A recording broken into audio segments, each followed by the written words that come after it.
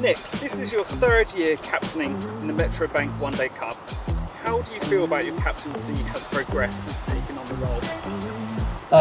Yeah, I mean, obviously when you start off, it was a really young side, and kind of grew with them into the role, and they were really helpful with the boys. Had experienced guys around me like Ben Brown. And I think since then really you've kind of grown with the team, and now it feels good to be leading the boys again in this competition. Do you feel like you go up to Ben and get some advice when you had some questions in particular? Definitely, he was really useful over the past few years, and always been really good to bounce off. But this year, we've got the likes of Joe Weatherly.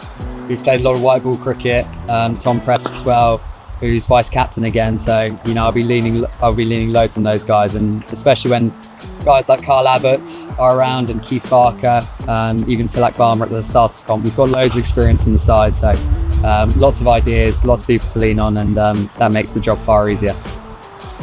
Cool. So that quarter-final against Leicestershire showed the exciting cricket this competition produces, and your magnificent 136 was obviously a highlight of that day. How much are you looking forward to that rematch? Yeah, we've had some really good games against Leicester over the last few years. One that stands out to me is actually the final. A game that got away from us somehow. Again, we play them again this year, and it's nice to have another chapter in the story. We'll be coming up against a familiar foe in Holland, who's a great mate of everyone at the club. And, it's great to see him doing so well for Leicester.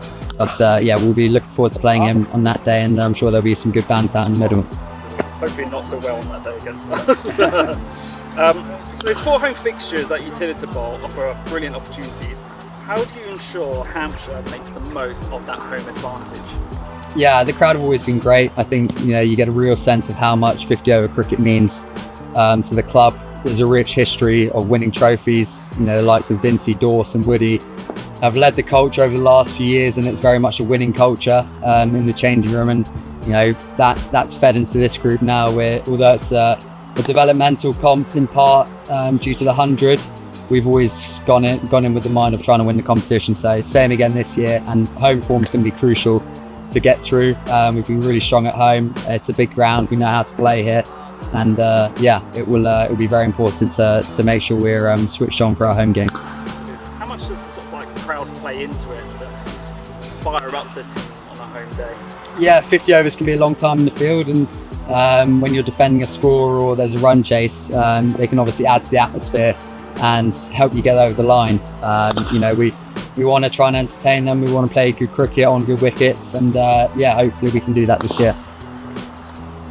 So the One Day Cup brings together experienced internationals and rising stars. How do you blend those different elements, so the young and the international players?